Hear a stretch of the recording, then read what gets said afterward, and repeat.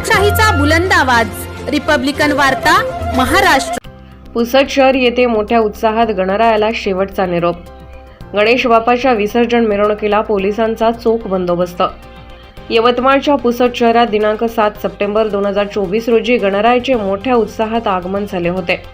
संपूर्ण गणेश उत्सव मोठ्या आनंदाने साजरा केला जातो, परंतु तेवढ्याच भक्तिभावाने विसर्जन करण्यात आले। याबाबत सविस्तर वृत्त असे की पुसद शहर येथे दिनांक 18 सप्टेंबर रोजी दुपारपासूनच गणेश विसर्जनाच्या मिरवणुकीला मोठ्या उत्साहात सुरुवात करण्यात आली।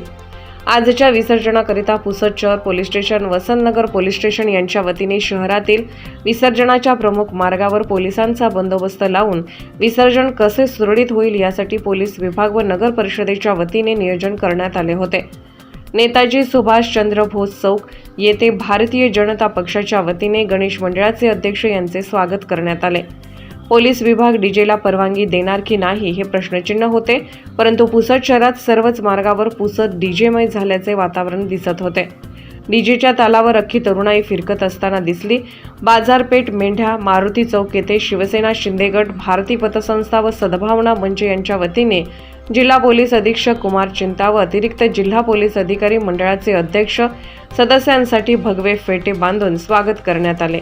वसंतराव नाईक चौक, मुखरे चौक व नेताजी सुभाषचंद्र या प्रमुख मार्गावरून गणरायाच्या विसर्जनाच्या मिरवणुका पूस नदीकिनारी असलेल्या मुखरे बांध येथील नदीकिनारी गणरायाच्या विसर्जन ठिकाणी पुसद नगर परिषदेने सभा मंडप टाकण्यात आला होता। छोट्या व मध्यम मूर्त्या जेसीबीच्या साहाय्याने विसर्जित करण्यात आल्या, तर मोठ्या मूर्त्या पूस नदी पुलावर विसर्जित करण्यात आल्या। यावेळी कोणताही अनुचित प्रकार घडू नये म्हणून प्रशासनाने चोख व्यवस्था करण्यात आली होती।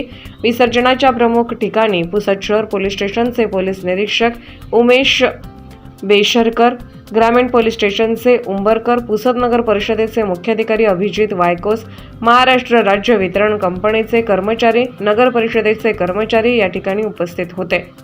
रिपब्लिकन वार्ता महाराष्ट्र न्यूजसाठी विदर्भ उपसंपादक राजेश ढोले, यवतमाळ।